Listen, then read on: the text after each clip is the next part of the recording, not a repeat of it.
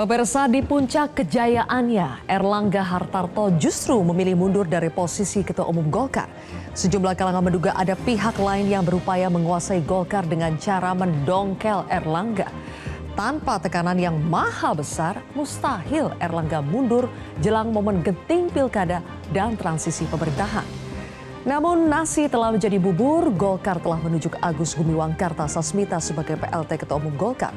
Menariknya, AGK langsung menyatakan diri tidak akan maju dalam pemilihan Ketua Umum Golkar. Padahal Munaslup Golkar baru akan digelar 20 Agustus mendatang.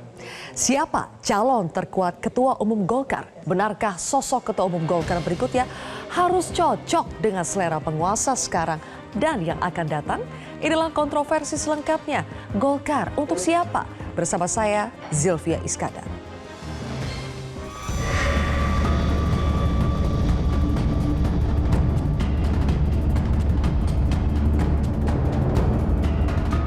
Saya Erlangga Hartarto, setelah mempertimbangkan dan untuk menjaga keutuhan Partai Golkar dalam rangka memastikan stabilitas transisi pemerintahan yang akan terjadi dalam waktu dekat, maka dengan ini saya menyatakan pengunduran diri sebagai Ketua Umum DPP Partai Golkar.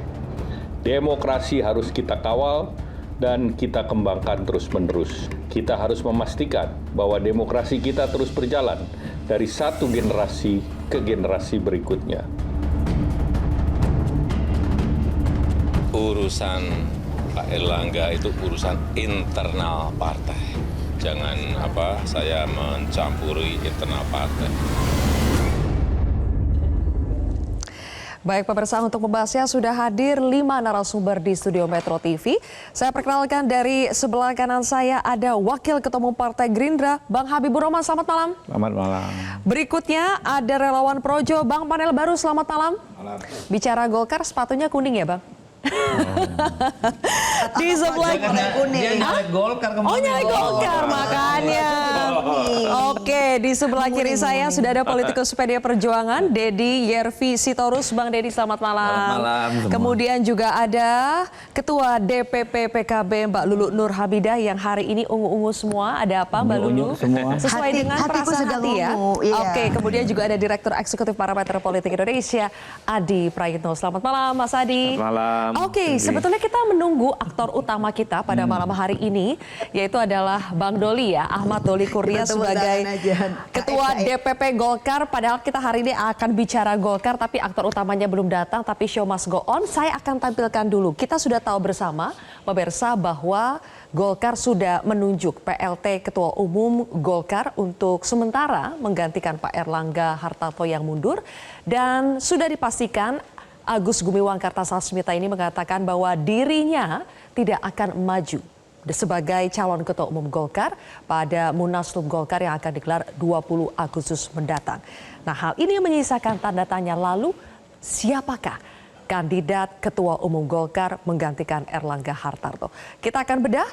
Di sini kami sudah mengumpulkan nama-nama yang beredar luas di kalangan wartawan mengganti Erlangga Hartarto. Setelah tadi Pak Agus Gumiwang Kartasasmita sebetulnya digadang-gadang sebagai kandidat terkuat penerus Erlangga di Golkar karena memang kepemimpinannya atau sepak terjangnya di Golkar sudah cukup panjang sehingga banyak yang menilai AGK ini pantas untuk menggantikan Erlangga.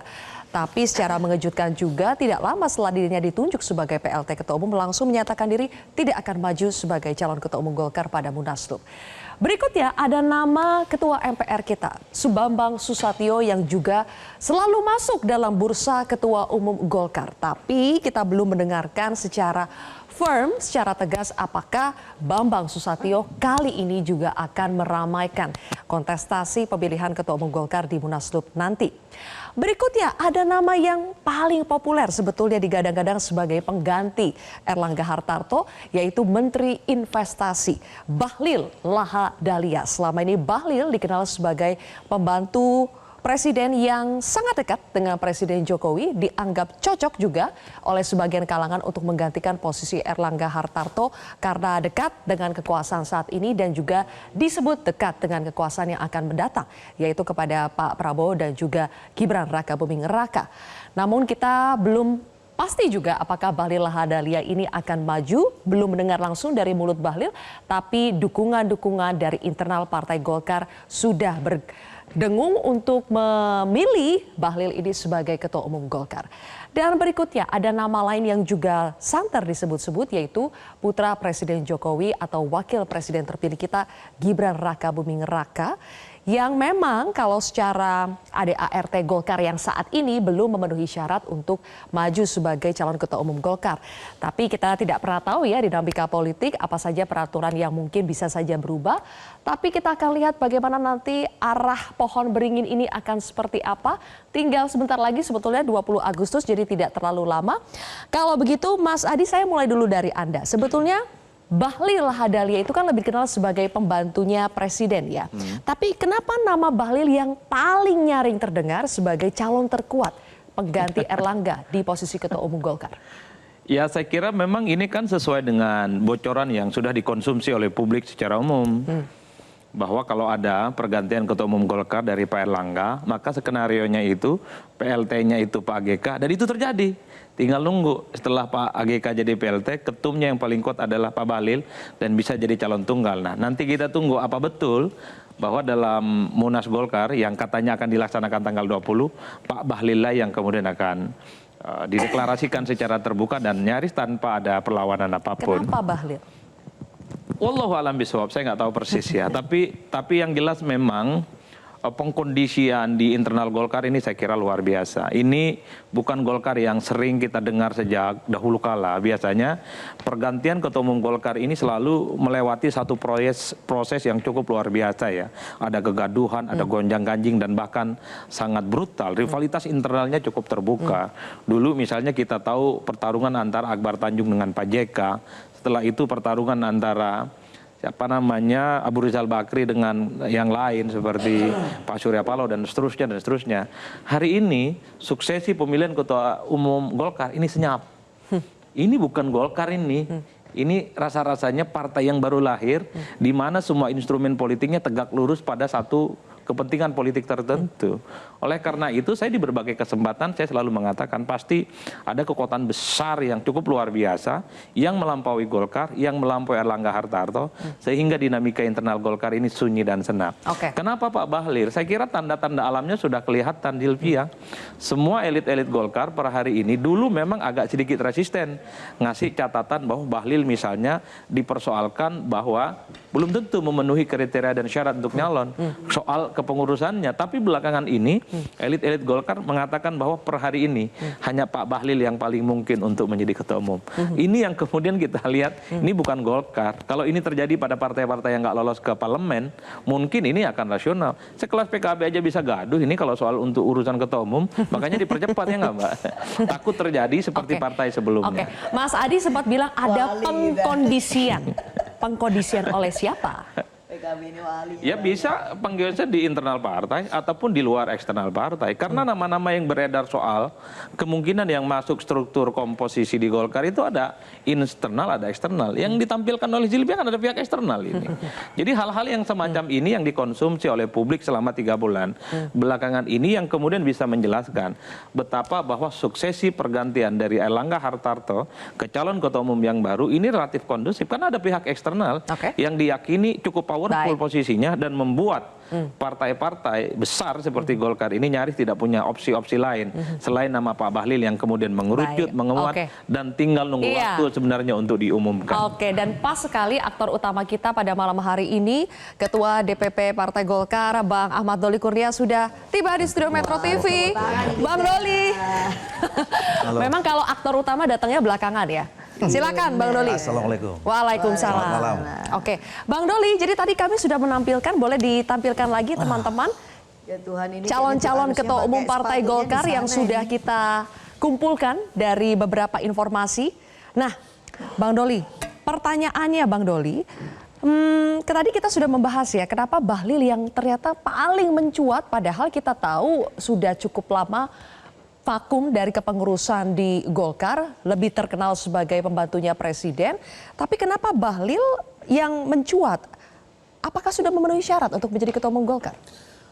Pertama itu semua nanti akan ketahuan pada saat proses menjelang Munaslup ini akan dimulai. Biasanya kan nanti akan ada panitia membentuk tim verifikasi namanya untuk menerima atau membuka pendaftaran siapa saja yang berkeinginan untuk menjadi calon ketua umum gitu. Kemudian yang kedua, kemudian nanti kenapa disebut namanya tim verifikasi? Karena nanti ada syarat kalau seseorang itu ingin mencalonkan diri, dia harus mendapat dukungan 30% dari DPD provinsi. Nah, kemudian itu nanti diverifikasi berdasarkan syarat. Nah, kalau syarat formil, sebetulnya kalau pertanyaan tadi Saudara Bahlil, itu memenuhi syarat karena memang Saudara Bahlil itu pernah menjadi pengurus di satu tingkatan yang diatur dalam undang-undang. Jadi pernah jadi pengurus di DPP atau DPD provinsi atau kabupaten kota. Diatur dalam ADART Golkar. Ya. Bendahara DPD 1 Golkar Provinsi Papua. Ya. Itu syaratnya ya. Dan terpenuhi. Penuh. Oke, Bang Doli, mohon maaf tadi saya perkenalkan sebagai Ketua DPP Golkar, ternyata Wakil Ketua Umum Golkar ya. Mohon maaf, jangan sampai menurunkan ini. Nah, Bang Doli, kalau begitu nanti prosesnya itu apakah akan menjaring nama-nama, artinya siapapun sebetulnya yang merasa pantas sebagai Ketua Umum Golkar boleh masuk, atau ini harus berdasarkan rekomendasi yang diusulkan oleh DPD? Ya, jadi tadi kalau misalnya sebutkanlah nama-nama yang mau mencalonkan diri sebagai menjadi ketua umum itu, mereka pada saat mau mendaftarkan itu sudah melakukan konsolidasi mendapat dukungan 30% minimal dari pemegang suara di provinsi. Nanti itu dibawa ke tim verifikasi itu, kemudian nanti tim verifikasi memverifikasi baik tadi syarat formil maupun syarat material termasuk dukungan itu. Nah, kalau itu nanti bisa dapat dukungan, itu dibawa ke forum Munas, baru disajikan. Ini loh calon A, calon B, calon C, kemudian dipilih sama peserta Munas. Oke, harus dibilang bahwa mundurnya Erlangga Hartarto ini banyak yang mengatakan mundur justru di puncak kejayaannya setelah bisa mengantarkan Golkar di peringkat kedua untuk kursi DPR RI ya. Makanya ada yang mencium ada gelagat cawe-cawe seperti salah satu narasumber kita di sini.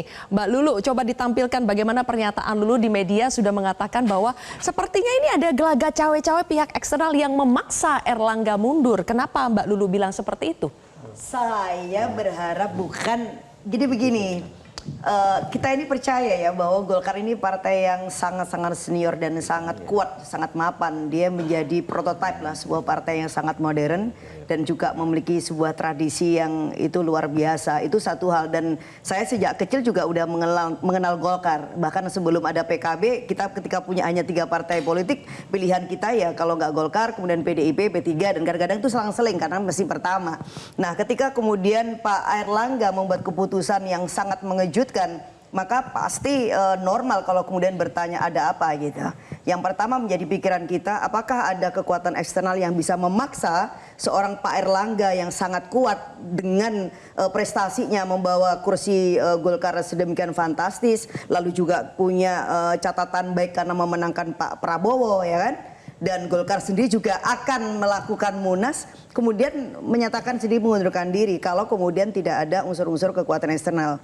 Tetapi saya juga mengatakan ini bukan ruang kami untuk kemudian terlalu kepo dan mempertanyakan ada apa. Hanya saja saya mengatakan mudah-mudahan bukan karena ada cawe-cawe dari pihak lain. Karena kalau ini yang terjadi maka sesungguhnya kita akan mengalami regresi demokrasi yang sangat besar. Kita tidak tahu soal siapa eksternal itu. Tetapi orang bisa merasakan walaupun sosoknya nggak kelihatan. Jadi kayak hantu gitu ya kan. Oke. Invisible hand.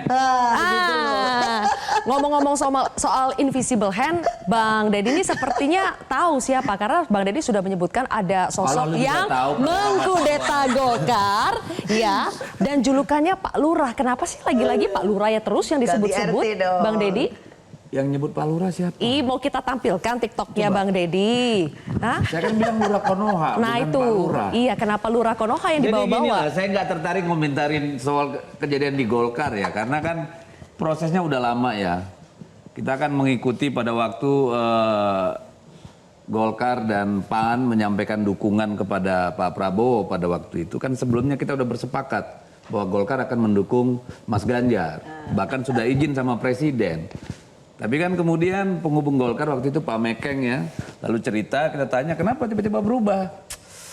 Aduh, gak usah kita cerita di sini lah. Pokoknya istilahnya. Kok nanggung, ini Bang? urusannya udah harian ini, jam-jaman gua. Jadi mengerti lah ya, kita mengerti lah pada waktu itu kan. Jadi nggak dipermasalahkan. Lalu ketika kejadian kemarin ya kita nggak terlalu heran karena ini kan kalau saya gambarkan sebagai sebuah proses yang sudah cukup lama.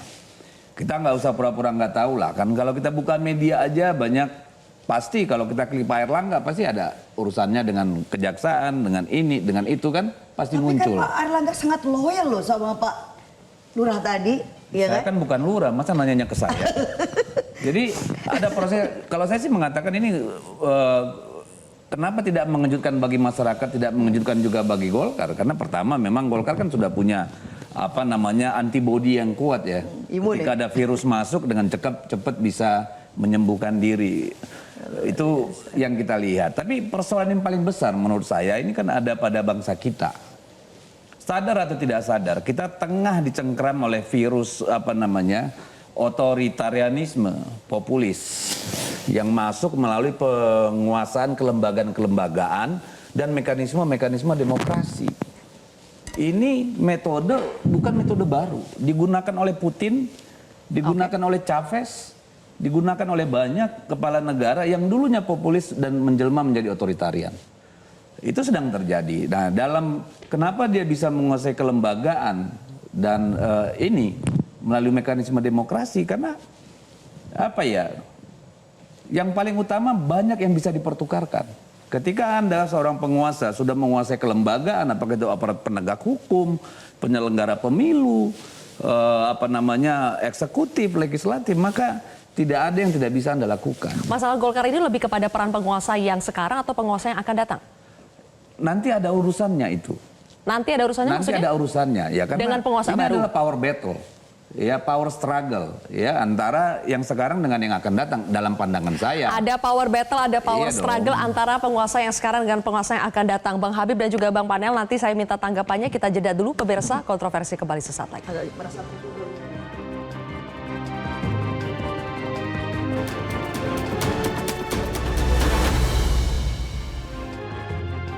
Baik, kembali lagi di kontroversi, pemirsa. Bang Habib, ada yang mengatakan bahwa Ketua Umum Golkar itu dari masa ke masa harus sesuai dengan selera penguasa. Kalau Pak Prabowo itu apakah akan juga ikut dalam tanda kutip cawe-cawe menentukan nanti suksesor Pak Erlangga sebagai Ketua Umum Golkar baru itu siapa? Ya, saya nanggapi dulu apa yang disampaikan tiga sahabat-sahabat saya ini. Ya, tentu kita ini tidak berdiri di ruang kosong. Ya, Pak Dedi, Mbak Lulu, Pak Adi tentu tidak berdiri di ruang kosong. Kejadian-kejadian seperti ini, ya seperti Silvi tanyakan, apakah hal yang baru? Ingat misalnya 2014, setelah 2014 ada quote and quote disebut perseteruan di Golkar dengan P3. Ya kan? Orang bebas mengatakan kan, menyampaikan kritik. Tapi apa kita challenge nih? Apakah teman-teman yang saat itu bersama pemerintahan saat itu mengkritik dan mengatakan, oh ini demokrasi kita diserang, wah ini kita setback dan lain sebagainya. Kalau mau dibilang seru, lebih seru mana kejadian saat ini dengan 2000 sekian. Kawan-kawan ini kan pecah kongsi dengan Pak Lurah Konoha itu kan baru 2 tahun belakangan. 8 tahun kemarin kan mesra-mesra banget. Ada nggak yang dikritik, ya kan? Dari setiap apa namanya peristiwa-peristiwa terkait partai politik saat itu. Nah, kalau yang sekarang dipersoalkan, ya kan ya, kita mau tanya 2014 itu apa, ya kan? Nah, dan yang sekarang ini kita nggak tahu kubu-kubunya sebelah mana, yang mana kubunya. Kalau tadi dikatakan sama Sylvia, dan di mana-mana di acara seperti ini dikatakan Pak Erlangga adalah orang yang loyal, baik terhadap Pak Jokowi maupun terhadap Pak Prabowo. Berprestasi baik terhadap Pak Jokowi maupun Pak Prabowo. Lantas alasannya apa? Kalau dituduh misalnya Pak Jokowi atau Pak Prabowo cawe-cawe, kan nggak ketemu gitu loh. Kita nggak bisa, Mas Adi Prayitno selalu mengatakan publik yang mana? Saya selalu berhadapan dengan Mas Adi Prayitno bicara soal ini. Ya kan, karena ketika kita bicara publik, semua orang juga bisa mengklaim, oh ini ada persoalan apa namanya residu pilpres yang belum selesai, misalnya. Ya kan, sehingga ketika apapun yang terjadi di kekuasaan dianggap sesuatu ya diatasnamakan sesuatu yang mencederai demokrasi. Sah-sah saja. Silakan rakyat yang menilai nanti. Jadi kalau kita diskusi boleh-boleh saja, tetapi kita punya kewajiban merasionalkan serasional-rasionalnya kepada rakyat keseluruhan tentang apa yang terjadi saat ini. Yang paling tepat sebetulnya adalah menjawab, menjelaskan dinamika ini adalah memang teman-teman Golkar. Bingung juga ya Mbak ya, saya di politik ini, di partai politik, mungkin 2010 saya masuk Partai Gerindra. Tidak pernah ya, atau hampir selalu peristiwa politik itu ya tidak pernah hanya gara-gara satu variabel. Orang mundur dari jabatan tertentu. Jadi tidak bisa disalahkan ada intervensi cawe-cawe penguasa. Makanya dengar dulu omongan saya.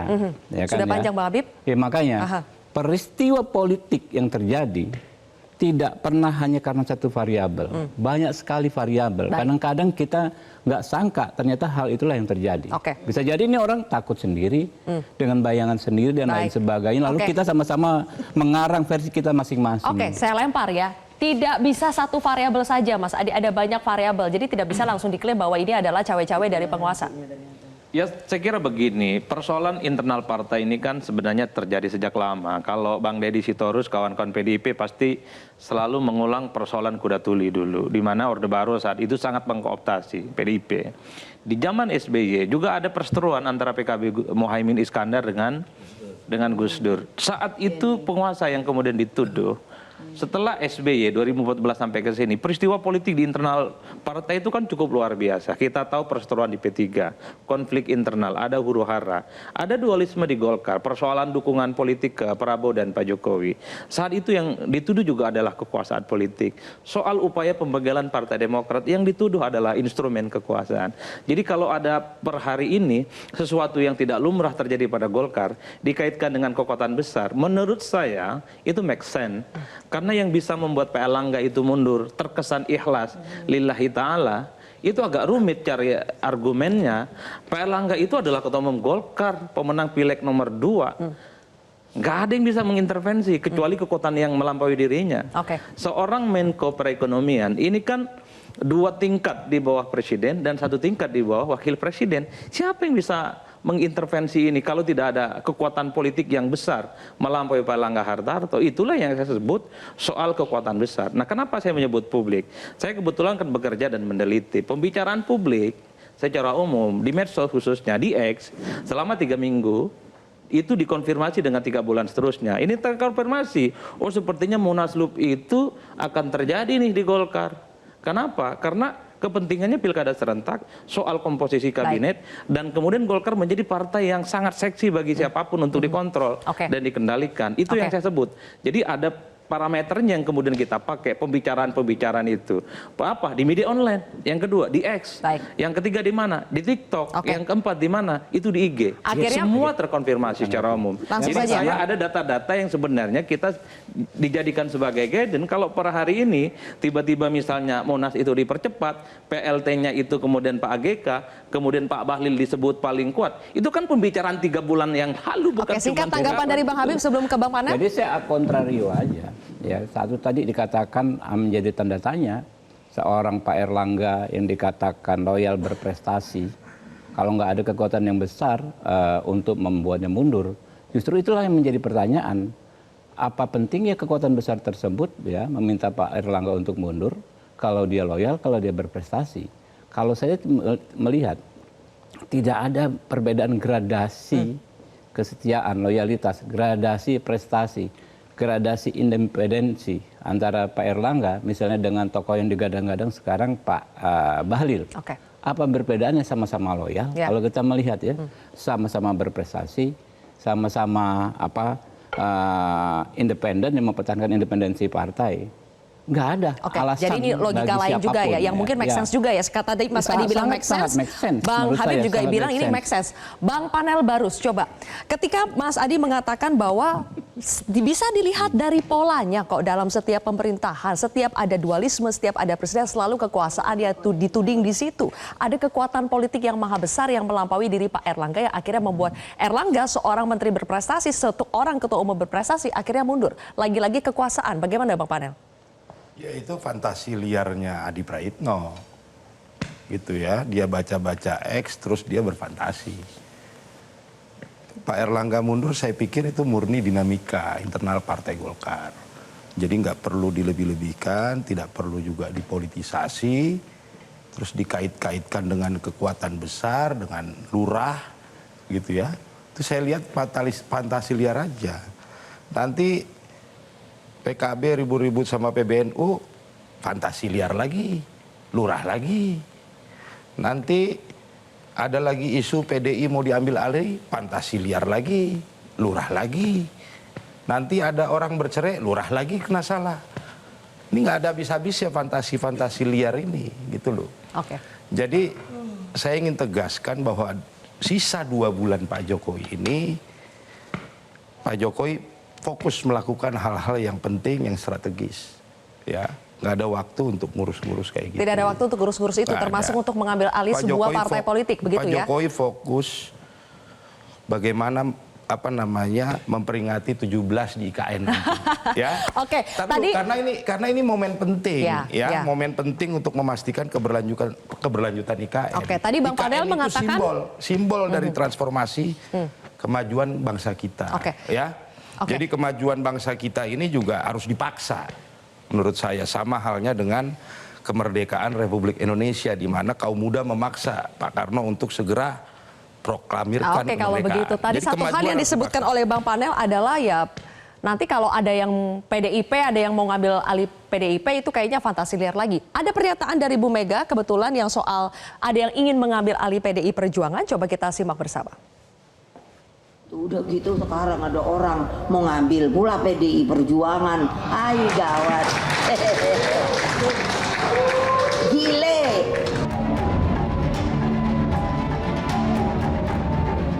Siapa yang mau ambil alih PDI Perjuangan, Bang Deddy? Apakah pihak yang sama yang Anda bilang mengkudeta Golkar? Ada deh, mau tahu aja. Tapi gini ya, kita ini kadang di ruang publik itu apa ya, penyakit denial kita itu begitu kental gitu. Jadi kadang-kadang saya malu jadi politisi. Karena saya biasa ya, apa yang di pikiran saya, apa yang saya alami, saya ketahui itu yang saya omongin. Jadi dulu bela Jokowi, bela sampai mati. Sekarang lawan Jokowi, lawan sampai mati, gitu aja. Jadi nggak usah pakai muka, apa namanya ya, kita pakai peribahasa ini, apa. Kita ini jadi manusia nggak usah denial deh. There is something wrong with this nation kalau menurut saya. Jadi kalau kita bilang sekarang nggak ada kemunduran, fakta apa lagi sih? Kita sebagai orang waras yang apa namanya yang mau berpikir, kita oke lah, kita lupakan dulu lah kita politisi nih, kita anak bangsa aja deh. Apakah memang beneran kita lagi baik-baik saja nih? Kalau saya ya, kalau bangsa ini baik-baik aja, seorang Ibu Megawati saya kira tidak akan teriak dari panggung ke panggung. Sekarang kan terserah kita nih orang-orang muda ini, mau bicara jujur dengan nurani atau mau debat kusir. Gitu loh, kalau saya nggak tertarik debat kusir. Kita mau jujur dengan situasi ini atau enggak. Saya, jujur, kalau menurut saya ini adalah pertarungan politiknya Pak Jokowi kok ini urusan Golkar nih. Karena apa? Karena beliau penting untuk mengamankan nanti Gibran dalam konstelasi 2024-2029. That's the real problem. Kalau kita mau jujur, terserah kalau mau denial gitu ya. Jadi bukan berfantasi liar ya Bang Deddy ya? Bukan ini pendapat saya pribadi, boleh dong saya berfantasi. Nggak ada salahnya itu. Boleh banget gua berfantasi, boleh gua berargumentasi. Tapi sebagai seorang politisi ini, saya melihatnya inilah akar persoalannya. Ini sedang terjadi power struggle, power battle gitu loh. Jadi kalau dibilang nanti fantasi misalnya, dulu kan orang bilang Gibran tuh jadi wakil presiden fantasi, bahkan bohong. Kejadian tuh, ya kan? Dulu ini soal Pak Bahlil mau jadi ketua umum Golkar 1 tahun yang lalu saya udah dengar pribadi langsung kok. Nggak bohong, silakan ditanya gitu loh. Saya udah tahu gitu loh. Jadi kita ini apa ya? Saya lama-lama capek juga ada di acara kayak begini-begini. Jangan dong Bang. Iya, kenapa? Kita ini Bang Panel jawab dulu deh. Bukan fantasi liar, tapi ada juga yang denial. nggak gini loh. Setiap orang bebas berpendapat. Iya. Ngapain kita berdebat? Ya. Pendapatmu, pendapatku, pendapatku. Siapa yang paling benar? Urusan masing-masing lah. Gitu loh. Oke. Bagaimana Bang Panel? Iya, kalau Mas Gibran orang berfantasi, dalam posisi saya di Projo, kita tidak dalam konteks bilang itu berfantasi, kita mendorong Gibran. Gitu loh. Sempat disaut. Ya, yang bilang Gibran dulu berfantasi Pak Jokowi, Pak. Enggak. Karena ketika ditanya, Pak Jokowi bilang apa? Kami. Dia masih baru, nggak mungkin. Kan gitu. Itu fakta. Anda nggak bisa bantah itu. Iya, kami. Pak Jokowi menuduh orang yang mengatakan Gibran maju nggak jadi wapres sebagai fantasi liar. Karena nggak mungkin. Baru juga wali kota 1 periode. Kan 2 tahun. baru 2 tahun. Bang Panel. Kami mau bilang, Mas Gibran ini kita dorong. Kami Projo mendorong itu melalui Iya. proses mekanisme yang ada di organisasi kami. Nggak ada salahnya juga. Ya, yang benar kalian, yang salah Pak Jokowi kan? Karena Pak Jokowi bilang waktu itu fantasi. Ya, itu satu. Kedua, mengenai isu pengambil alihan tadi, ya, saya pikir itu taktik politik teman-teman PDIP saja. Ya, karena lontaran Mas Hasto mengenai Pak Jokowi ingin mengambil alih PDI ini kan sudah dilontarkan sebelum Pilpres, ya, dan direpitasi hari ini, diulang hari ini. Dulu strateginya dalam menghadapi Pilpres dia lontarkan isu itu, gitu loh. Ternyata taktik seperti itu tidak berhasil. Itu Anda ngarang. Enggak, waktu itu saya sempat respon itu. Saya kasih tahu Anda apa yang terjadi. Enggak, waktu itu Pak Jokowi mengirim orang. Tar dulu sebentar. Ya, saya kasih tahu biar Anda juga jangan ngarang. Saya selesai kasih dulu. fakta. Saya selesai Anda dulu. orang luar, gitu loh. Ada orang yang dikirim untuk meminta itu. Apa mau kita buka-bukaan? Silakan Saya Bang Panel. selesaikan. Gimana sih? Ya, saya selesaikan dulu. Jadi itu sudah disampaikan sebelum Pilpres, diulang lagi sekarang dalam momentum menghadapi pilkada serentak. Strategi untuk pilkada? Iya. Oke. Gitu loh. Oke. Jadi ini saya pikir taktik politik aja supaya teman-teman di PDI mungkin lebih solid, dan menurut saya mendorong isu Jokowi ambil alih PDIP ini juga satu justifikasi aja buat Ibu Mega kemudian memimpin kembali untuk kesekian kalinya PDIP. Oke. Kita Kalau nggak saya- sereceh itu, Bos. Biar lu ini- tahu PDIP. Ini apa Oi. opini saya ya? Ya, tapi kita nggak sereceh itu kalau Anda tahu PDI Perjuangan, Mbak. Ya kalau hanya untuk sekedar kita supaya populer di pilkada, lalu Ibu Mega harus di depan rakyat Indonesia bilang ada yang mau ngambil partai gua nih. Kita nggak sereceh itu, Pak. Tuduhan Anda terlalu menyakitkan gitu loh. Baik, oke. Oke, sudah dijawab Kenapa ya. dulu, nggak biar saya jelaskan. Kenapa dulu ada isu pengambilan PDI Perjuangan? Karena memang ada orang yang menemuin pimpinan partai, tokoh partai, ya, bahkan abang kandung Ibu Megawati. Maka kita lontarkan. Baik. Itu bukan datang dari bohong-bohongan. Oke. Gila banget kita bohong di depan publik se-Indonesia gitu loh. Baik. Aduh. Oke, itu kadang-kadang. jawaban dari Bang Deddy ya. Kita akan lanjutkan lagi, terutama tadi kita kembali ke konteks hari ini bagaimana Golkar untuk siapa. Bang Deddy tadi sempat menyebutkan bahwa apa yang terjadi di Golkar hari ini adalah upaya dari Pak Jokowi untuk mempersiapkan Golkar, mempersiapkan Ada untuk Gibran. kaitannya. Nanti dijawab ya Bang Doli ya. Sesaat lagi pemirsa kontroversi akan hadir untuk Anda.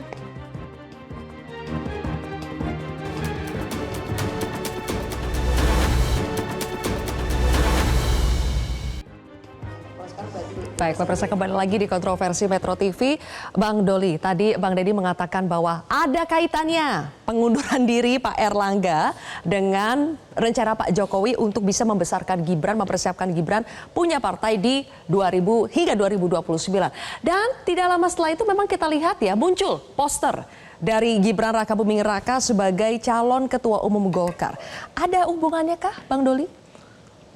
Saya tadi mau menyampaikan aja, yang saya sampaikan itu adalah apa yang saya dengar, apa yang saya lihat, ya. Bahwa kemarin Pak Erlangga Hartarto pada saat pengunduran dirinya dia menjelaskan kepada saya dan 2-3 orang waktu itu pengurus bahwa beliau menyampaikan alasan beliau atau penjelasan beliau mengundurkan diri itu ini semua untuk kebaikan, ya.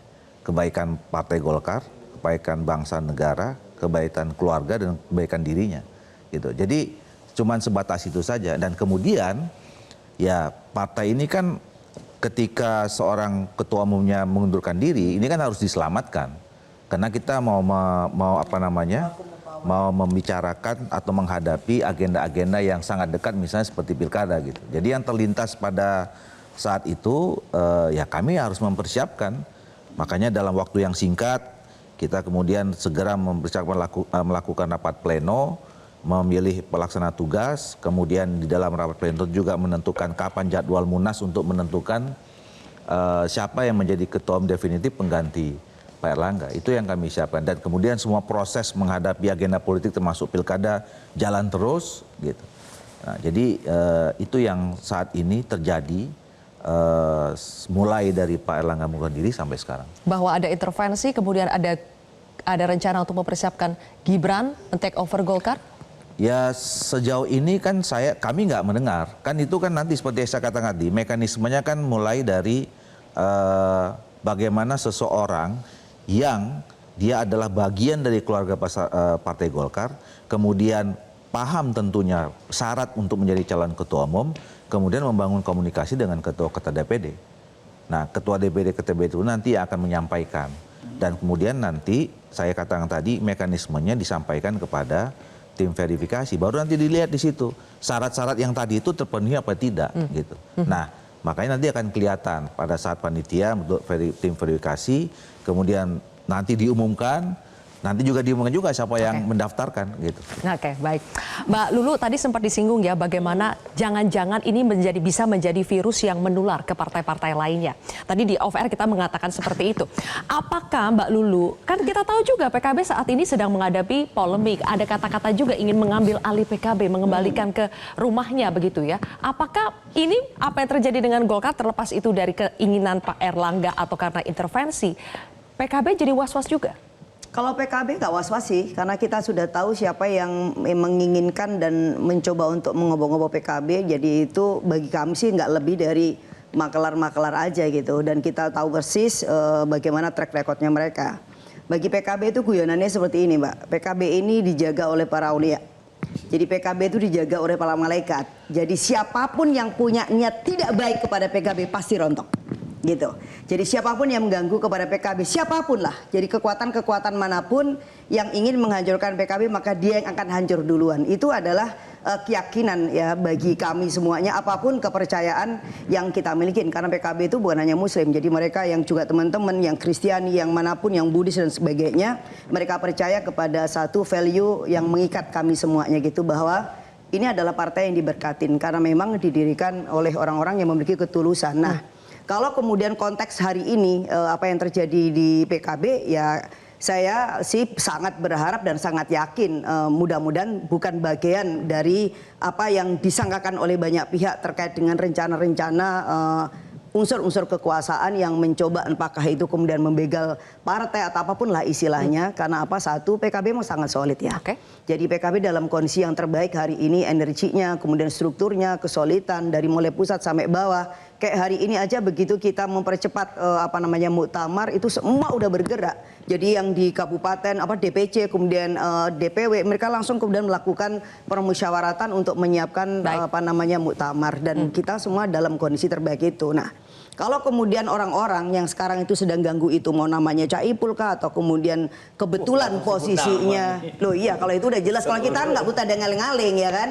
Ini kan orang-orang yang kemudian kita kenal dengan baik. Ini orang-orang yang kemudian juga kita kenal bagaimana track recordnya selama ini gitu. Kami punya hubungan baik dengan Pak Prabowo sekarang, dan itu bagi saya, bagi kami semuanya satu penanda Pak Prabowo tidak mungkin menjadi bagian yang bisa dianggap melakukan cawe-cawe. Saya tidak bisa melanjutkan yang urusan PKB lebih jauh karena kita tidak mengundang narasumber dari pihak PBNU, jadi tidak adil rasanya. Tapi pertanyaan saya begini Mbak Lulu, kita tahu belakangan Gus Imin itu kan baru saja bertemu dengan Pak Prabowo. Apakah itu juga bagian untuk mendekatkan diri kepada pemerintah, itu untuk memastikan posisi partai itu aman? Artinya Gus Imin mencawe-cawe Pak Prabowo.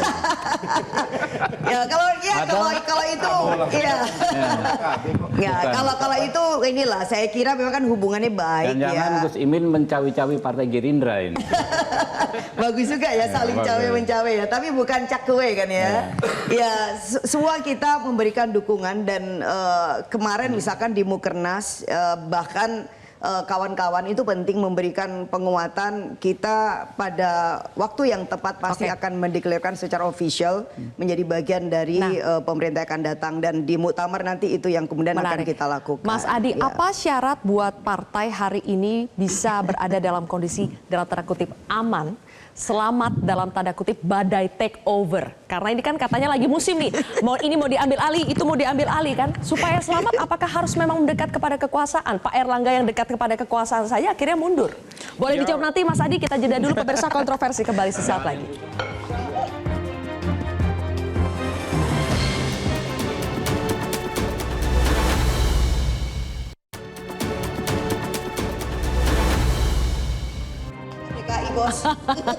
Bang Adi, jadi apa syarat supaya partai itu bisa aman dari badai take over? Ya, kalau kita melihat dari jauh 3 hal memang. Pertama, loyalitas pada kekuasaan politik itu menjadi penting, yaitu syarat utama, karena memang ada resistensi yang berlebihan justru itu akan kontraproduktif pada partai. Mungkin akan banyak setruman-setruman yang seperti yang sering disebutkan oleh kawan-kawan PDIP. Yang kedua tentu elit-elitnya harus bersih. Jadi sekeras apapun misalnya intervensi dari kekuasaan, kalau elitnya bersih dari persoalan-persoalan hukum, saya kira agak sulit sebenarnya untuk dipermainkan. Kasus Partai Demokrat saya kira menjadi contoh yang menurut saya cukup terang benderang, ya, sekalipun ada upaya-upaya untuk pengambil alihan, tapi perlawanan dari internal Golkar, internal Demokrat maksud saya cukup luar biasa. Yang ketiga ya suka tak suka, ini kan soal soliditas kadernya. Kalau memang partainya tak bersalah, elit-elitnya juga adalah bersih. Kalau mau ada gangguan dari eksternal ya pasti akan ada soliditas dan chaos pastinya. Tanpa itu semua ya saya kira rumit sebenarnya untuk mempertahankan sesuatu. Tapi satu hal sebenarnya Sylvia, kalau suksesi ketua umum itu memang intensinya adalah untuk kepentingan internal partai, bagi saya nggak ada soal. Dari Bang Doli, kemudian dari Bahlil, AGK dan yang lain. Publik juga menganggap ini hanya sebatas persaingan biasa. Agak rumit misalnya kalau persaingan itu dikomunikasikan sebagai upaya untuk mengakomodasi pihak-pihak yang selama ini memang tidak ada kaitannya dengan partai. Ini bukan hanya soal Golkar, tapi ke partai yang lain. Khawatir ini juga akan terjadi di kemudian hari. Entah siapapun yang berkuasa, entah siapapun yang akan jadi pemenang di kemudian hari. Syarat pertama katanya harus dekat, harus loyal kepada penguasa, Bang Habib. Apapun menurut saya harus dilihat dari berbagai sudut pandang, ya, peristiwa-peristiwa yang saat ini terjadi. Misalnya ada beberapa partai politik yang sebelumnya memang tidak berkoalisi dengan kami, ya kan ya, sekarang membuka komunikasi. Ya, bahkan ketika kemarin Pak Dasko misalnya di acara PKB, PKB masuk, PKS ngomong, kok kami nggak diundang? Kita mau nanya, situasi seperti ini akan dimaknai seperti apa? Apakah kami akan dituduh mencawe-cawe menekan PKB, mencawe-cawe menekan PKS, mencawe-cawe menekan Partai Nasdem, ataukah kita tidak bisa memaknai bahwa teman-teman ini punya kesadaran bahwa untuk memulai satu babak baru, era baru, pemerintahan baru, kita memerlukan soliditas, ya kan ya. Kita memerlukan kekompakan di internal dalam negeri, terutama karena menghadapi tantangan-tantangan yang lebih besar, sehingga udahlah kita move on dari peristiwa-peristiwa kemarin. Coba ditanyakan, karena kan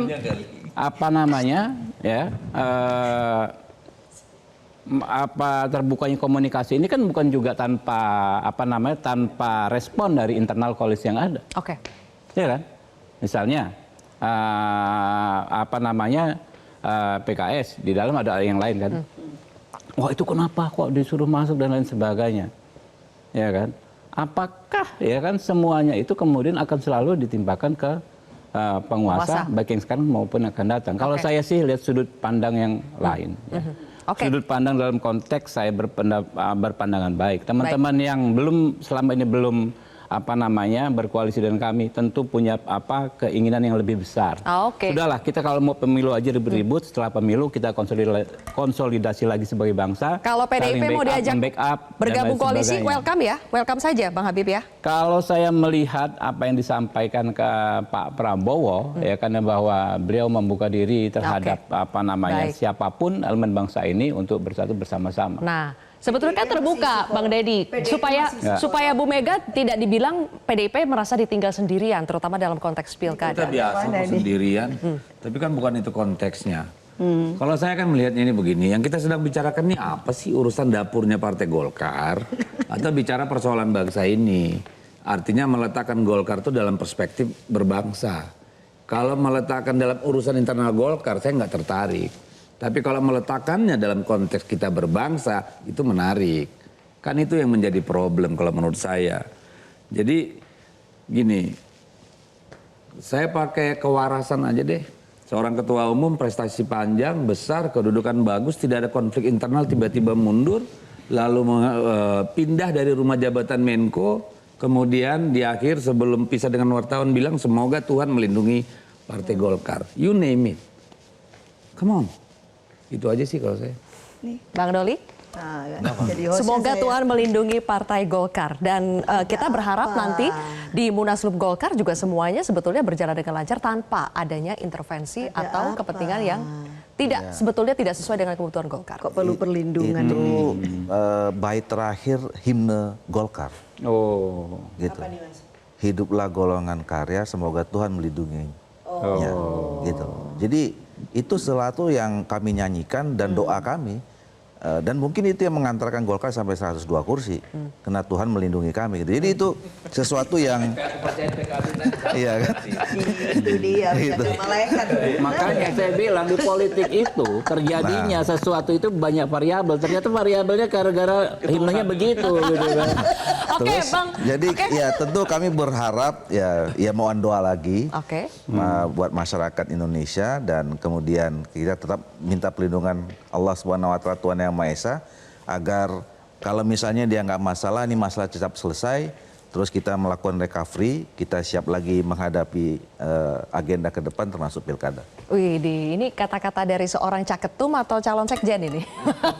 Bisa dua-duanya. Bisa dua-duanya. Bang Panel Barus. Oke. Kita dukung karena ada di sini. Oke, Bang Panel Barus. Dukungan jangan teriak. Ada yang mengatakan, Bu Mega mengatakan bahwa hari ini PDI Perjuangan ditinggal sendirian. Kalau menurut Bang Panel Barus sebetulnya itu karena memang ditinggal atau karena faktor lain, variabel lain, seperti kata Bang Habib, pasti banyak variabelnya. Kelihatan seneng banget ya. Sebentar, masih mau berpartasi ini. Saya pikir apa yang dipertontonkan hari ini tadi, Pak Prabowo dengan Pak Surya Paloh, itu hal yang dibutuhkan oleh rakyat, kesejukan. Jadi tontonan tadi saya pikir sejalan dengan apa yang kita pikirkan, bahwa bangsa ini butuh yang namanya konsolidasi besar. Butuh persatuan nasional. Untuk apa? Untuk bisa lompat menjadi negara maju. Jadi dua tokoh ini bertemu tadi, sepakat ke depan untuk bersama-sama dengan kesadaran yang sama bahwa bangsa ini butuh persatuan nasional. Untuk apa? Untuk bisa lompat. Pak Surya juga dengan bijak menyampaikan semoga bergabungnya kami tidak nambah beban.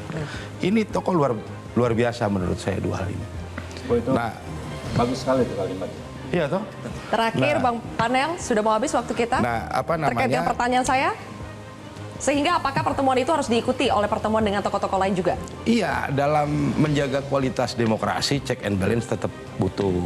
Jadi kalau kemudian teman-teman PDIP, Bang Deddy mengambil posisi sebagai oposisi, itu juga posisi yang mulia. Bagian dari demokrasi. Nah, untuk teman-teman di Golkar, saya pikir kita ucapkan selamat Munaslup. Pak AGK sudah mengambil posisi yang luar biasa dengan mengatakan bahwa dia tidak akan maju sebagai caketum. Karena penting itu. Dia sebagai pemegang kekuasaan sementara, kalau kemudian dia maju sebagai caketum, dia akan gunakan itu. Baik, dan sesuai himne Golkar, semoga Tuhan melindungi ya. Juga buat Bang Khalil, Bang Doli. Terima kasih, kita berikan tepuk tangan diskusi kita hari ini. Variabelnya bait terakhir lagu himne. Bukan tuduhan macam-macam. Ditanya sama Pak Erlangga kan apakah itu doa atau memang himne. Yang jelas pemirsa, di dalam politik tidak ada kawan abadi, yang ada hanya kepentingan abadi, tapi jangan sampai politik meraih kekuasaan menabrak etika dan demokrasi. Selamat merayakan Hari Kemerdekaan Indonesia. Merdeka. Merdeka. Thank you, Bang Doli.